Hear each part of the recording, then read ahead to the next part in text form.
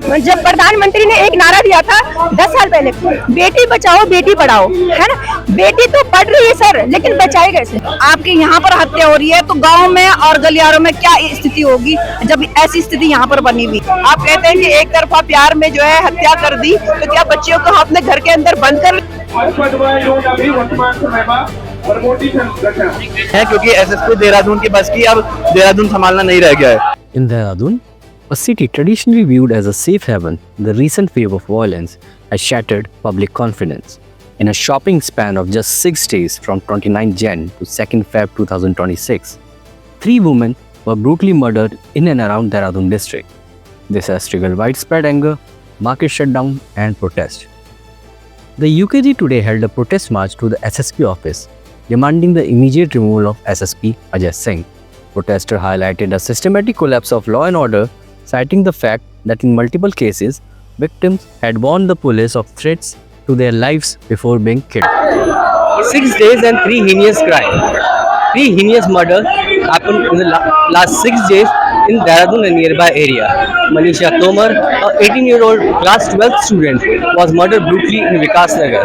In Dehradun Machi Bazar area, Gunjan brutally murdered in the main market area in the broad daylight by Akash Kumar.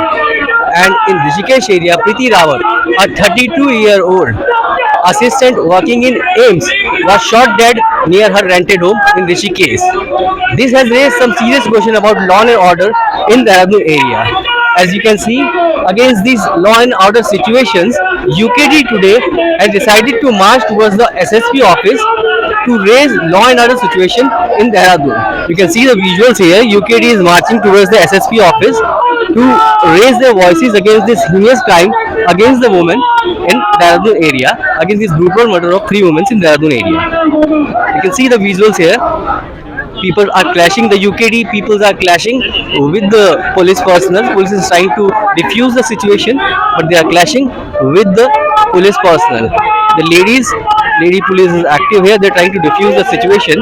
They're asking justice. They are questioning CM Dhami and also SSP Ajay Singh for this law and order situation. This has really put a big question mark on the law and order situation in Uttarakhand, especially in Dehradun. How can, in the busy areas, especially the Machi Bazar murder in the broad daylight at 11 o'clock, a person named Akash Kumar, who is married and is known to the victim Gunjan, he came and repeatedly attacked her with a cleaver multiple times. That too in a very broad daylight. This has raised some serious question. In Rishikesh also, it was said to be a love triangle. In Rishikesh and Machi Bazar area of Dehradun, both the cases were related to love angle, and both the accused, Suresh Gupta in Rishikesh and Akash Kumar in Machi Bazar, have been arrested. However, in the Vikas Nagar area, the accused is supposed to be a cousin of the victim, Manisha Tomar, and he is still at large. Police is not sure whether he is also been murdered or he ran away. They are still looking for him. But the other 2 cases, both the accused were arrested. But this has really raised a serious question on the law and order situation in Dehradun. आज हम SSP कार्यालय इसलिए पहुंचे थे क्योंकि आप बीते कई दिनों से देख रहे हैं कि जो उत्तराखंड है उसमें आपराधिक गतिविधियां इतनी बढ़ चुकी है, हत्याएं, बलात्कार और यह आम बात हो चुकी है। और देहरादून जो उत्तराखंड की राजधानी है, यहाँ से ऐसा संकेत जा रहा है कि आए दिन हत्या हो रही है। लगातार 2 से 3 हत्याएं हो चुकी हैं। 2 बहनें हमारी ऐसी थी जिन्होंने अपनी हत्या की आशंका पहले ही जता दी थी कि हमारे साथ ऐसा कुछ होने वाला है, और 2 से 3 बार वो पुलिस के पास गई भी थी कि हमारे साथ ऐसा हो सकता है। लेकिन पुलिस की इतनी निष्क्रियता है कि वो उस पर कुछ काम नहीं कर पाई और उसके चलते उनकी हत्याएं हो गई। हत्याएं भी बीच बाजार में, पलटन बाजार में एक हत्या हुई, और एक एम्स में काम करने वाली हमारी बहन प्रीति रावत, उनकी घर में घुस के गोली मार के हत्या कर दी गई। तो आप ये देख सकते हैं कि जो आपराधिक हौसले हैं कितने बुलंद हो चुके हैं इनके, और किसके संरक्षण में ये काम हो रहा है। क्योंकि जो ऋषिकेश में जो हत्या हुई है उसको मारने वाला एक भाजपा से जुड़ा हुआ व्यक्ति है। तो इन लोगों को राजनीतिक संरक्षण है, वहाँ के विधायक का संरक्षण है, यहाँ के बड़े बड़े मंत्री और नेताओं का संरक्षण है, जिसे बच रहे हैं। आज हम यहाँ एसएसपी के तबादले को लेकर एसएसपी आवास का घेराव करने जा रहे थे, लेकिन आप पीछे देखिए कि पुलिस ने हमें यहाँ रोक लिया है। 50 लोगों को रोकने के लिए कम से कम 100 पुलिस वाले वहाँ खड़े हैं, लेकिन जो मर्डर कर रहा है उसे रोकने के लिए एक नहीं खड़ा है। तो इसी मांग को लेकर आज हम एसएसपी के तबादले की मांग को लेकर यहाँ आए हैं, क्योंकि एसएसपी देहरादून की बस की अब देहरादून संभालना नहीं रह गया है। 32-year-old Preeti Rawat was the assistant at A3C case who was shot in front of her rented home by her partner. According to her family, Preeti Rawat has already approached Rishikesh police to complain about her partner Suresh Gupta, warning that her life was in danger. No serious action followed. Today, Preeti is no longer alive.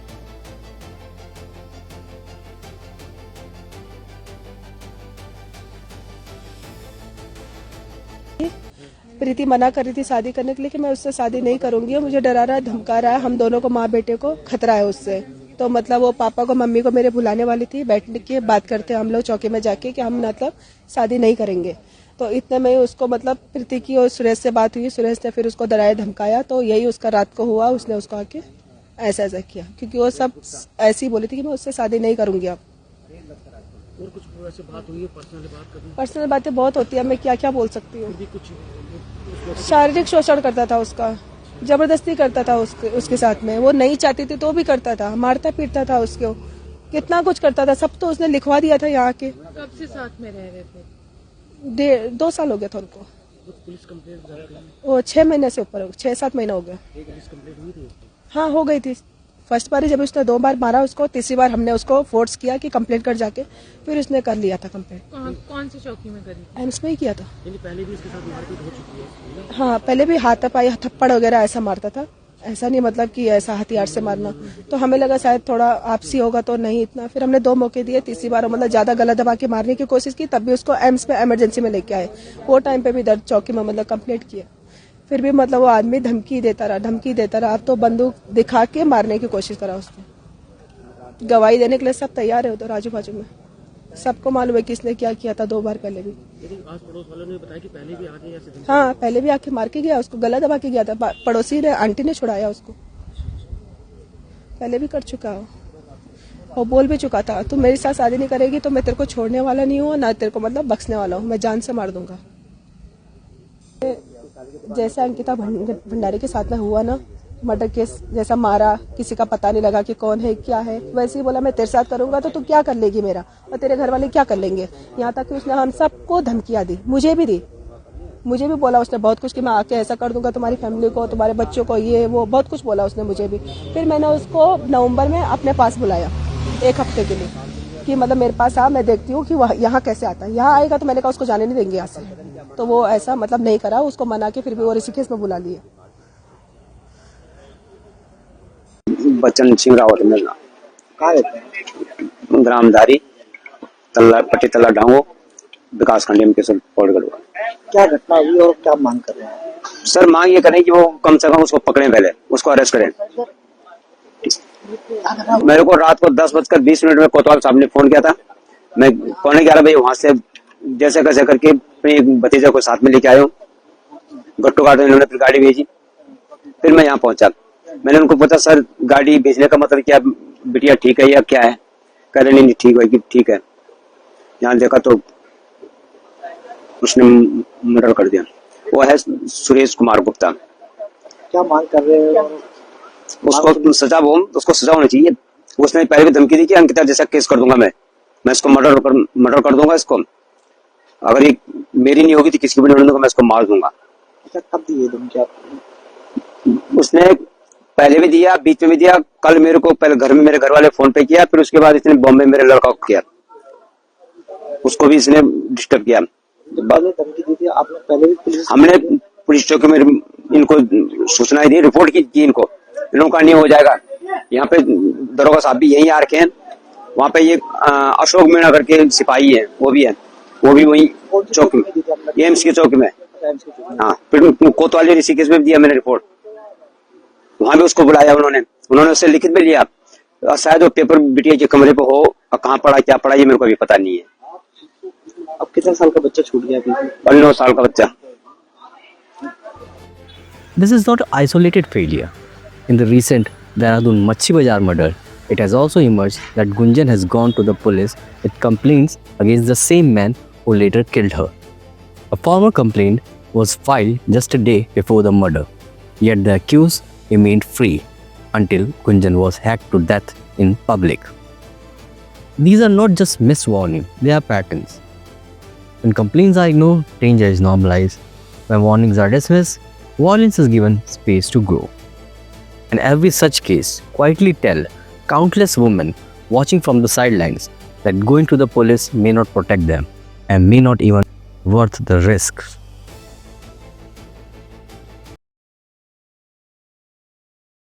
सबसे पहले आज हम जितने भी लोग यहाँ पे एकत्रित हुए हैं, क्योंकि हमारे प्रदेश में महिला सुरक्षित नहीं है। चाहे वो ऋषिकेश में देखो, एम्स में एक महिला पे गोली चलाई जाती है, उसकी मौत हो जाती है। दूसरा, सेलाकुई में एक लड़की की हत्या की जाती है। और कल का जो प्रकरण है, क्योंकि वो विचलित करने वाला प्रकरण है, जब मैंने उस लड़की की फोटो देखी है, जब मुझे मेरे पास वो चीजें आई, तो हम लोग ये हो गए कि पूरी महिला अब डर रही है कि अपनी सुरक्षा कैसे की जाए, है ना सर। देखो, पूरा प्रदेश में कहीं ना कहीं जो मुद्दे सामने आ रहे हैं वो तो हमें दिख रहे हैं, जिन लोगों के साथ हो रहा है वो तो दिख रहे हैं, लेकिन कई ऐसी चीजें हैं जो हमें दिखती नहीं है। हर दिन महिला के साथ कहीं ना कहीं हरासमेंट हो रहा है, कोई मेंटली तरफ से डिस्टर्ब हो रही है, कोई कहीं पे मारा जा रहा है, हर महिला के साथ कुछ ना कुछ हो रहा है ना। तो महिला को कैसे बचाया जाए? जब प्रधानमंत्री ने एक नारा दिया था 10 साल पहले, बेटी बचाओ बेटी पढ़ाओ, है ना। बेटी तो पढ़ रही है सर, लेकिन बचाए कैसे? आप बताओ ना, बचाए कैसे? महिलाएं बच नहीं रही, बेटी बच रही, एक दिन की लड़की से लेकर और 80 साल की माता जी तक कोई भी सेफ नहीं है। तो हम बेटी को कैसे बचाएं? कहीं ना कहीं ये भी देखा, जैसे ऋषिकेश प्रकरण में देखा गया कि जो व्यक्ति था वो भाजपा से जुड़ा हुआ था। कई भाजपा नेताओं के भी महिला उत्पीड़न के मामले में सामने आए। अंकिता भंडारी का भी हम केस देख रहे हैं, इस पर आप क्या कहेंगे? देखो सर, जितना भी प्रकरण हो रहा है ना, सारे बीजेपी के नेताओं के नाम ही आ रहे हैं, है ना।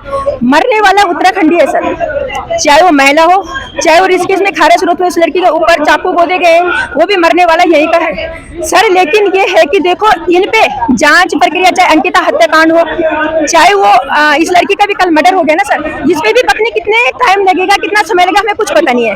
क्योंकि सर ये क्या करते हैं, इन लोगों को मतलब पकड़ तो लेते हैं, ठीक है, पकड़ लेते हैं, लेकिन क्या करते हैं कि इनका कोई पता नहीं कि आगे जांच किस प्रक्रिया से होगी, कैसे कैसे होगा। क्योंकि उस लड़की का अभी जो जांच में चल रही थी, 3-4 दिन पहले उस लड़की ने थाना में एक लेटर दिया था अपनी सुरक्षा के लिए कि मेरी सुरक्षा की जाए, मेरे को खतरा है ना यहाँ पे। लेकिन सर खतरा था तो पुलिस को उसी टाइम एक्शन लेना चाहिए था ना, एक्शन लिया नहीं। लेकिन उस लड़के का मोबाइल ट्रेस कर रहे, कहाँ वो लड़का है, क्या है, क्यों नहीं उस टाइम एक्शन लिया गया? उस लड़की को क्यों जाने दिया दुकान पे काम करने के लिए? रोक देना चाहिए था ना उस लड़की को, है। क्योंकि जब तक उसका पूरा सॉल्यूशन न निकलता तो उस लड़की को आगे न भेजते। आज वो लड़की दुकान पे गए, उसको मार दिया गया ना, वो भी दिन दहाड़े, वो भी दिन दहाड़े। ऐसे नहीं कि रात में, आप सुबह के टाइम पे, मतलब इतना अराजकता ये उत्तराखंड में हो चुकी है, और वो भी आपके राज्य में, आपके मेन बॉडी में, आपके यहाँ पर हत्या हो रही है। तो गांव में और गलियारों में क्या स्थिति होगी जब ऐसी स्थिति यहाँ पर बनी हुई है, जहाँ पर कि हर समय 24 घंटा क्षेत्र में, जिस क्षेत्र में हजारों लोग घूमते हैं, हजारों लोग शॉपिंग करने के लिए आते हैं, और उस क्षेत्र में उस लड़की की हत्या की जाती है। और सबसे पहले मैं अनुरोध करूंगी हमारी जनता तमाशा देखती है वहाँ पे सर, किसी की हिम्मत नहीं होती वहाँ पे जाके उसको रोका जाए। लेकिन डरती क्यों? क्योंकि धामी सरकार ने सर लोगों के अंदर इतनी डर पैदा कर दी है कि कोई भी आदमी आगे आने के लिए तैयार नहीं है कि कैसा किसी की हेल्प की जाए। तो ये बड़ी समस्या है सर उत्तराखंड में। आज महिलाएं रोडों पे क्यों आ रही है? शौक नहीं है सर किसी को रोड पे आने का, लेकिन महिला असुरक्षित अपने आप को कर रही है, क्योंकि उनको पता है कि कैसे अपनी सुरक्षा करें। क्योंकि सर इनके कानून जो व्यवस्था है ना सर खत्म हो गई, इनके शासन प्रशासन में ये सभी काम हो रहे हैं। इनके शासन सिर्फ हम लोगों को रोकने के लिए है। देखो आज यहाँ पर इतना पुलिस बल लगा रखा है हम लोगों को रोकने के लिए। अगर ये चीज, अगर ये अपराध रोकने के लिए लगाती तो इतना अपराध होता नहीं, है ना। ये सारी सरकार की नाकामी है, बीजेपी सरकार की नाकामी है कि जो हर दिन, हर पल, हर घड़ी महिला अपने को असुरक्षित समझ रही है ना। और हम लोगों को ये भय बना के रख रही है कि आप आगे मत बढ़ो, आप आगे आओ मत, इसलिए जगह जगह पे ये अपराध करा रही है, जानबूझ करके करा रही है। 2 लड़कियों की माँ सर, जब तक मेरी बेटी घर नहीं आएगी मुझे भी चिंता लगी रहती है कि कहाँ न कहाँ, कौन सा, किस क्षेत्र में, किस जगह पे मेरी बेटी शिकार बन जाए। अगर अपराध का डर होता ना सर, तो कभी एक अपराध के बाद दूसरा अपराध नहीं होता। हर दिन, हर पल अपराध होते जा रहे हैं, क्योंकि वो अराजक बन गए। उनको पता है कि हमारे सर पे वो सफेद पोशों का हाथ है, इसलिए वो अपराध करते जा रहे हैं। Let's fact check the details of the 3 murders.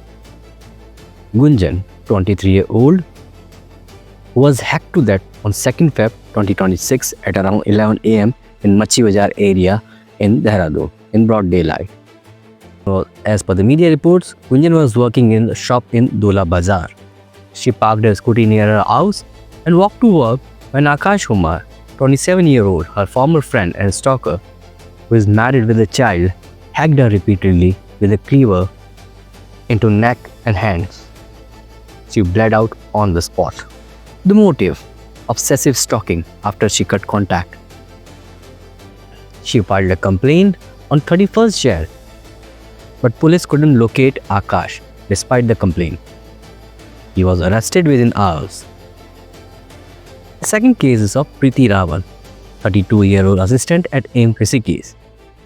She was murdered the night of 31st January 2026 near a rented house in Shivajinagar area in Rishikesh. She was shot dead by her partner Suresh Gupta over a relationship dispute. Neighbors alerted police. They broke open the gate. She was declared dead at AIIMS. Gupta was arrested next day from UP. The third case, Manisha Tomar, an 18-year-old class 12 student. She was likely attacked on 29 Jan and her body was found on the morning of 30th Jan in the bushes near her house in the Harwarpur area of Dehradun. Her murder was extremely brutal. Her fingers were chopped off, shot still, and head smashed with a heavy stone. He has left home with cousin Surendra on his motorcycle for a tooth checkup. He is the prime suspect and remains absconding. A sickle was recovered from this spot. As news of the murder spread, UKD leaders marched in protest, accusing the police of reacting only after deaths, not preventing them. Protesters demanded removal of SSP Ajay Singh, accountability for officers who made complaint, and proactive policing instead of post-crime suspension. तो जिस प्रकार से पिछले दिनों में ये महिलाओं पर जो अपराध बढ़े हैं, ऐसा नहीं है कि ये अपराध पहली बार हुए हैं, बार बार जो है पुलिस प्रशासन अपराधों को रोकने में जो है नाकाम रहा है। और पिछले 6 दिनों में तो हद होगी, एक के बाद एक जो है 3 हत्याएं जो है राजधानी देहरादून में यहाँ पर हुई है, और जिसमें कि पूर्व में चौकियों में FIR जो है दर्ज कराई गई थी, तहरीर दी गई थी, लेकिन पुलिस ने जो है वो चाहती पुलिस अगर तो इन बच्चों की जान बच सकती थी, लेकिन उन्होंने इस पर कोई कार्रवाई नहीं की। और फलस्वरूप जो है दिन दहाड़े जो है भीड़ भड़ाके, पलटन बाजार हमारा कितना व्यस्त अपना क्षेत्र है, वहां पर जो है चापड़ से बच्ची की जो है हत्या कर दी जाती है। तो हमारा पूछना है पुलिस से कि आप लोग का काम क्या है, आप कर क्या रहे हैं? यदि पुलिस थाने में तहरीर लिखवाने के बावजूद भी इस प्रकार से जान चली जा रही है, तो क्यों नहीं जो है आप हाथों में चूड़ियां पहन लेते हैं? हम लोग खुद जो है अपनी बच्चियों की रक्षा करेंगे, क्योंकि हमने अपने बच्चों को इस प्रकार दिन दहाड़े जो है मरने के लिए नहीं छोड़ा हुआ है। आप कहते हैं कि एक तरफा प्यार में जो है हत्या कर दी, तो क्या बच्चियों को हम अपने घर के अंदर बंद कर ले? ऐसा तो नहीं किया जा सकता है। पुलिस का काम है उनको सुरक्षा देना और सुरक्षा व्यवस्था को बनाए रखना। अगर इस प्रकार की घटनाओं की पुनरावृत्ति बार बार हो रही है, तात्पर्य यह है कि कहीं ना कहीं पुलिस नाकाम है। तो उनको अपना कार्य करने का तरीका बदलना होगा। उनको जो है छोटी सी अगर कोई प्रार्थना पत्र देता है तो उस पे उनको जो है संजीदगी से उस पे कार्रवाई करनी होगी, जो वो नहीं कर रही है। और अगर बात होती है अभी कोई नेता या बड़ा मंत्री आता है तो पुलिस जो है वहां स्वागत में खड़ी हो जाती है। तो ये जो जनता है ये क्या सड़कों पे मरने के लिए है? क्या अपनी बेटियों को हम घर के अंदर बिठा ले? क्या वो बाहर पढ़ने भी ना चाहे, वो काम करने भी ना चाहे? तो फिर हमारा प्रश्न है कि क्या करें हम? आप बताएं हमें, या तो हम कानून को अपने हाथ में ले लें, या फिर जो है आप अपना तरीका बदल लो। कुछ तो करना पड़ेगा। लेकिन ये कत्लेआम जो है ये दिन दहाड़े किस प्रकार से नहीं चलेगा, इसका उत्तराखंड क्रांति दल घोर विरोध करता है। कल डीजीपी ने कार्रवाई करते हुए ऋषिकेश एम्स के जो थाना प्रभारी हैं और खुरबुड़ा के थाना प्रभारी हैं, दोनों को निलंबित किया है। इस पे आप क्या कहें? अच्छा, आप मुझे बताएं कि यदि कहीं पर घटना घटी और उन्होंने प्रभारी को निलंबित कर दिया तो क्या समाधान हो गया? इससे पूर्व भी कई बार कई मामलों में प्रभारियों को निलंबित किया गया है। ऐसा नहीं कि पहली बार किया गया है। 25 साल तो उत्तराखंड बने हुए हो गए हैं और अपराधों का ग्राफ निरंतर जो है बढ़ता जा रहा है। तो निलंबित करने से सुरक्षा व्यवस्था क्या बरकरार हो जाएगी?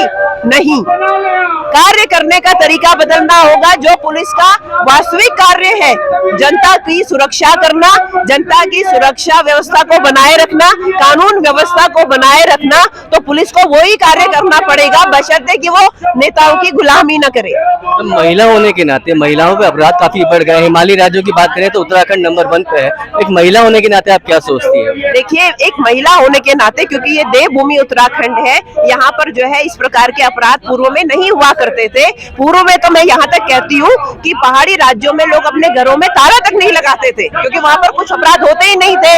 लेकिन ये जो उत्तराखंड हमारे 25 वर्षों में जिस प्रकार से ये बाहरी लोग यहाँ पर आए हैं, इससे जो है अपराधों के जो है आंकड़े बढ़ते जा रहे हैं। और इसमें सबसे बड़ी बात करें तो महिलाओं पे जो अपराध घटित हो रहे हैं, और हत्या तक की बात मैं कर रही हूँ, उसमें जो है उत्तराखंड बहुत आगे चल रहा है। तो ये बहुत ही दुर्भाग्यपूर्ण विषय है कि जिस देवभूमि में, जिसे देवभूमि कहते हैं, वहां पर अपराध तक नहीं होते थे, आज वहां दिन दहाड़े जो है महिलाओं को मार दिया जा रहा है, गोलियां चल रही है। तो इसके लिए कहीं ना कहीं जो पुलिस प्रशासन इसका जिम्मेदार है, इसकी जिम्मेदार है सरकार, क्योंकि सरकार में बैठे हुए लोग जो है इस प्रकार के अपराध घटित कर रहे हैं। अगर आप एम्स वाली बात करें तो उसमें जो है तथाकथित एक राष्ट्रीय पार्टी के नेता का नाम आ रहा है, और इससे पूर्व भी कई मामलों में जो है तथाकथित पार्टी के जो है नेताओं का नाम आया है। तो इस पर क्या पुलिस प्रशासन ने किया, क्या कार्रवाई हुई है? उल्टा जो है पुलिस आम जनता को परेशान करने में जो है मस्त रहती है। कभी किसी पे कोई मुकदमा दर्ज, कोई मुकदमा दर्ज, किस पर? जो कि आवाज उठा रहे हैं कि ये गलत है। लेकिन हम इसका घोर विरोध करते हैं। यदि पुलिस नहीं कर पा रही है अपनी कार्रवाई को दुरुस्त, तो हम लोग जो है कानून व्यवस्था को अपने हाथ में लेते हैं, और पुलिस को जो है घर बैठ जाना चाहिए, क्योंकि वो जब नहीं कर पा रही, इस प्रकार से जो हत्याएं हो रही है, तो कौन करेगा? हम करेंगे, उत्तराखंड क्रांति दल करेगा, क्योंकि ये राज्य बनाया है यहाँ के लोगों के लिए। इन्हें दिन दहाड़े सड़क पे मरने के लिए नहीं छोड़ेंगे हम। यदि पुलिस प्रशासन अपनी जिम्मेदारी को नहीं निभा पा रही है, तो एसएसपी जो देहरादून है, उनको जो है उनका तबादला किया जाना चाहिए। और साथ ही पुलिस प्रशासन को जो है घोर, उनको स्पष्ट जो है मुख्यमंत्री को चेतावनी देनी चाहिए कि अगर अब आज के बाद पूरे शहर में कहीं पर कोई इस प्रकार की घटना होती है, तो फिर उत्तराखंड क्रांति दल जो है कानून को अपने हाथ में लेने के लिए बाध्य होगा। A funny action was taken by the police on Gunjan case. SSP Ajay Singh first suspended Khurbuda Chowki incharge Pradyuman Negi on 2nd Feb for prima facie negligence. Pradyuman Negi was also the officer who handled the Gunjan's prior complaint. Then on 3rd Feb, during a high-level law and order meeting, DGP Deepam Seth also ordered Negi's suspension, along with AIIMS Rishikesh Chowki incharge Sahil Vasist. So yes, in this case, one police officer, Khurbuda Chowki incharge Pradyuman Negi, was effectively suspended twice within 24 to 48 hours for the same misconduct by different authorities. This raises an obvious question: can one police officer be suspended twice? Legally, an officer cannot be suspended twice for the same misconduct. What can happen is an extension or escalation. But repeated suspension announcement without clear follow-up only reinforce the perception of optics over accountability. As per the latest report, under SSP Dehradun Ajay Singh's order, an SIT led by SP City Pramod Kumar has been formed to investigate Gunjan's murder. The inspector in charge of Kotwali Nagar has been assigned the case investigation. People are asking, including the protester at the UKD protest, is mere suspension enough when a woman had already filed a complaint the previous day? Why was no proactive action taken? Who bears ultimate responsibility for these preventable deaths? Uttarakhand top Himalayan state in crime against women in NCRB 2023 data, especially sexual harassment cases. The 2025 National Annual Report and Index on Women's Safety placed Dehradun among the bottom 10 least safe city out of 31 surveyed. Only 50% of women felt safe in Dehradun versus a national equivalent of 60%, dropping to 44% at night. 3 women, 6 days, 1 district. Quick post-murder arrest in 2 cases, but prior complaint ignored. SSP's women's safety is top priority claims now ring hollow. The families of Gunjan, Preeti, Manisha, and the people of Dehradun deserve prevention, not excuses, selective suspension, and double suspension optics. The public protest and anger shows for accountability is growing loud and clear.